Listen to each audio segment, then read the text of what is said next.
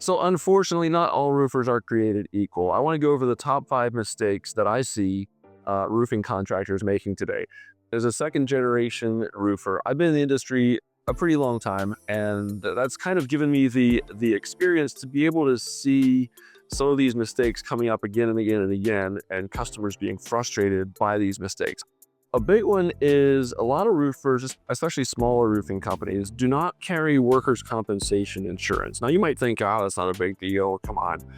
Roofing is a really dangerous job.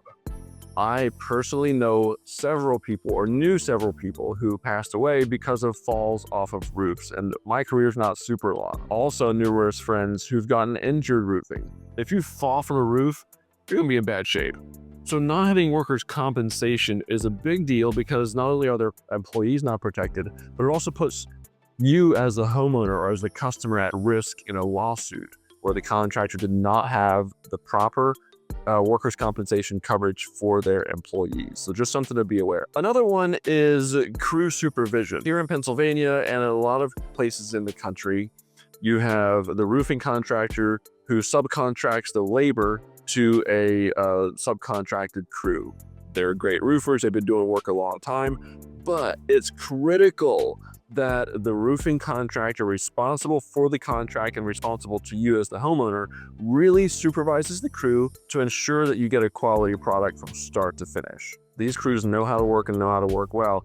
But we all know, sooner or later, if you don't have that quality control aspect and good supervision throughout the entire job, stuff can start to slip, corners can start to be cut, and so forth. I see a lot of roofing companies who just don't pay enough attention to properly supervising and training their crews to make sure that the job is done correctly from start to finish. Another one is big discounts. Some roofing companies will come in and tell you as a homeowner, hey, look, if you can sign up today, I will cut the price by $15,000, $20,000. I'll give you 80%, 18% or 25% discount. That's a big red flag because no roofing company is going to operate at a loss.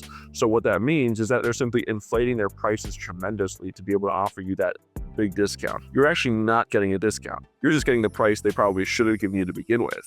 So that kind of puts a question in your mind as a consumer of, okay, if I would have said yes when the price was at 50,000, now they're down to 25, like, are these guys really legit?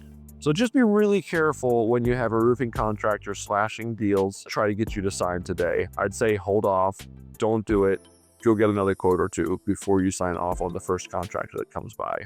Another mistake I see roofing contractors make is kind of the idea that one size fits all. So roofers kind of get married to one specific brand of shingle or brand of product.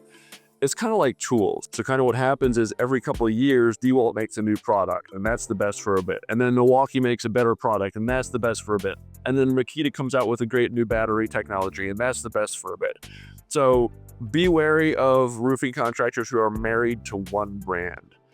One brand never has it all, and it's important that a roofing contractor kind of understands the entire market and can take the best product for the specific scenario that you have. And lastly, a big thing that I see with roofing contractors is just the communication piece.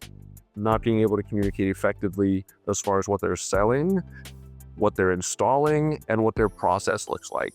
So that's a simple component and it's easy to fix, but it is something that a lot of roofers struggle with. And so then what happens on the back end of a job is customers are surprised by extra charges or damages or things they weren't expecting because that communication didn't happen well. If you kind of start feeling those vibes of poor communication during the sales process, you should probably be wary about going too much further down the line because that is sure to trickle down through the job process and your experience throughout from start to finish. So there you have it, just kind of the top 5 things that I see a lot of roofers struggling with. Just things to keep in mind as you're in the market for a roof replacement to kind of, maybe curate some questions around some of these things and try to feel out how your roofer would handle these things. If you have a question for me about something that somebody's offering you or trying to sell you, I'd be happy to help. No fee, a phone call, a simple email.